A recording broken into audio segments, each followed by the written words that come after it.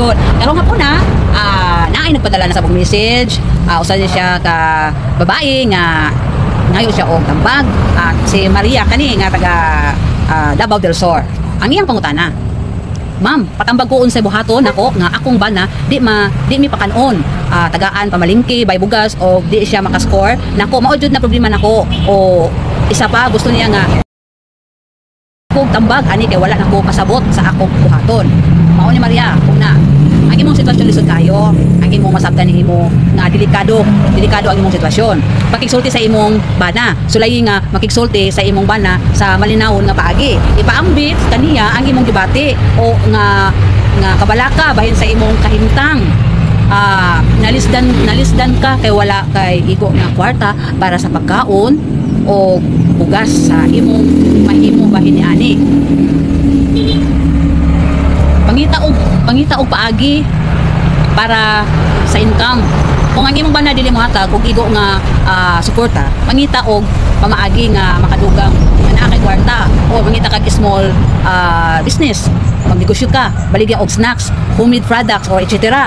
O online gigs, data entry, selling online, part-time job o mag-part-time work kung dunay opportunity. O ang ikatulo is seek help from family or government. Mangayo og tabang sa pamilya kung posible adto sa DSWD o Department of Social Welfare and Development o barangay para sa financial o food assistance. So consider legal option kung grabe na. Kung ang imong bana wala gyud nagtuman sa iyang responsibilidad, pwede ka mokonsulta sa Public Attorney's Office or PAO bahin sa financial support o bisan legal nga separation kung kinahanglan.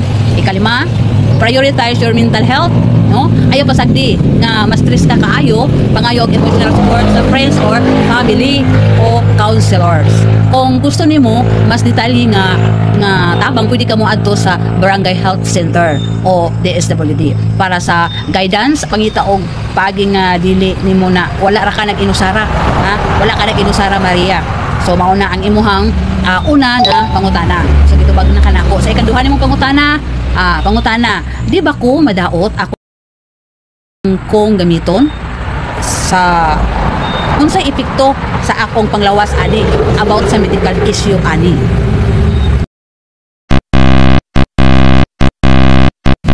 Mga possible nga epekto sa imong panglawas, labi na kung dili kini buhaton o hinay o tama. Ania ang mga importante nga mga butang nga imong kinahanglan mahibaw-an bahin sa epekto niini sa imong lawas.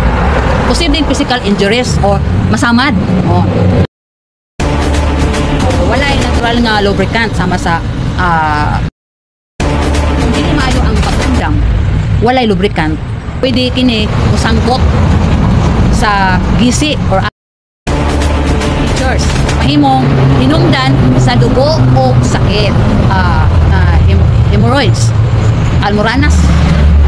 O pwede ka na makapasamot sa existing hemorrhoids sa makapo o muscle tears.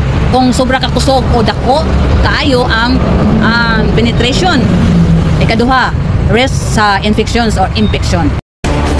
Bakterya sama sa E. coli. Kung dunay gamay nga samad, pwede kini musulod sa urethra o hinungdan sa UTI, urinary tract infection. Kung muswitch gikan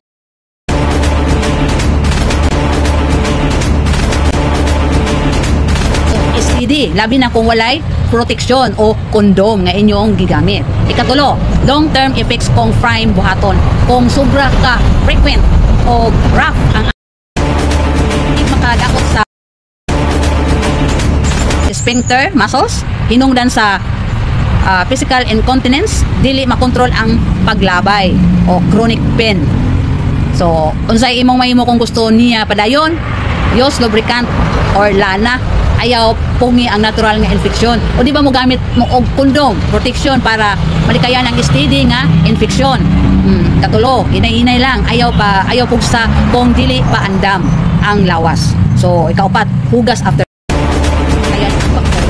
nga mo transfer sa imuha.